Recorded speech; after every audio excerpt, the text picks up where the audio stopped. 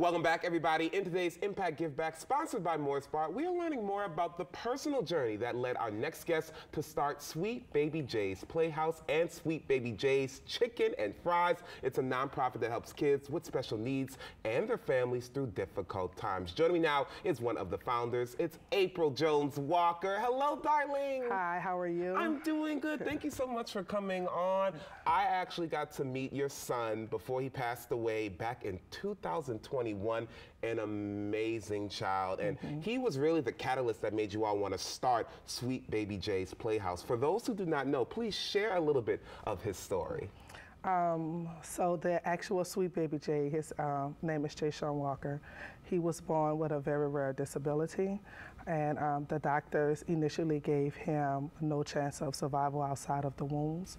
But Jay Sean came November 22nd, and he said otherwise. And so he gave us 7 great, wonderful years, 7 the number of completion. Yes. And his passing recently just passed, actually will be 2 months on today on January 11th. It's unbelievable. His story was so great, and like you mentioned, doctors said not even a year, but 7 years, and he is a great, great child, everybody, full of so much joy. And I appreciate that you all took that pain that you all were going through and made it your purpose and created this nonprofit.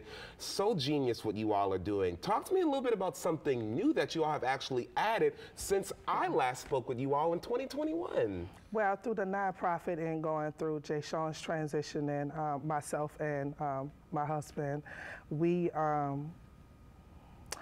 felt like we wanted something that like Jay Sean can use to help bring him comfort in that time of transition, and also something that would help bring us comfort after the transition process.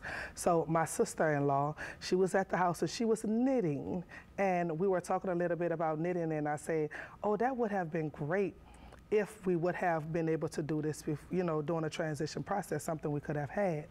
And so she just kind of encouraged me and said, well, we can still do that. Yeah. And I want to say Jay Sean passed away on the 11th, excuse me, the 13th.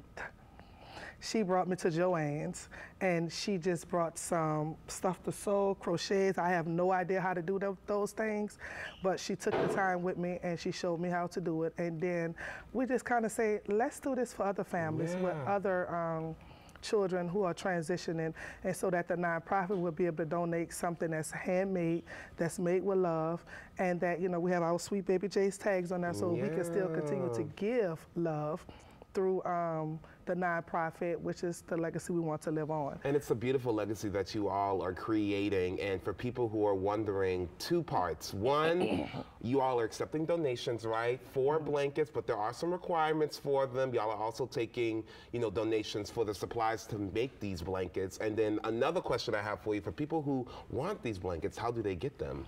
The first thing is that, yes, we are taking donations for people who actually make blankets. And so the only requirements are is that the blankets have to be 100% handmade. Whether you sew, whether you knit, or whether you crochet. It has to be handmade blankets. That is one. A soft material, because once again, it is for children going through transition, and so we want something comfortable for them. The second thing is that it have to have some sort of red. So if you look, all these blankets have red in it that is combined, and that is intentionally done on purpose. Jay Sean, along with one of his disability, was that he had a vision impairment. And so one of the colors that he was vaguely able to see very clear was red. Beautiful. So as a family, that's why the truck is red. That's why we always wear a lot of red. And so that even if you're knitting a pink blanket, if it has a red patch on it, you know, just something to help the process for us to live on, to bring on that legacy is required for the blankets. Such a beautiful story. And how do people get these blankets if they're like, I'm going through a similar story just like you, Miss April. How can I get a blanket for my child and my family? How do you all distribute? Right now we're operating through hospice services that are reaching out to us and letting us know if they have a kid that's 18 or under. And then we go through the donation that's from them. But if you're inside of Children's Hospital, or if you're inside of, you know, your home and they're not going through quite of a hospice service, then there is a email address that they can reach us, phone number they can reach us, and we also have an address that they can send something to.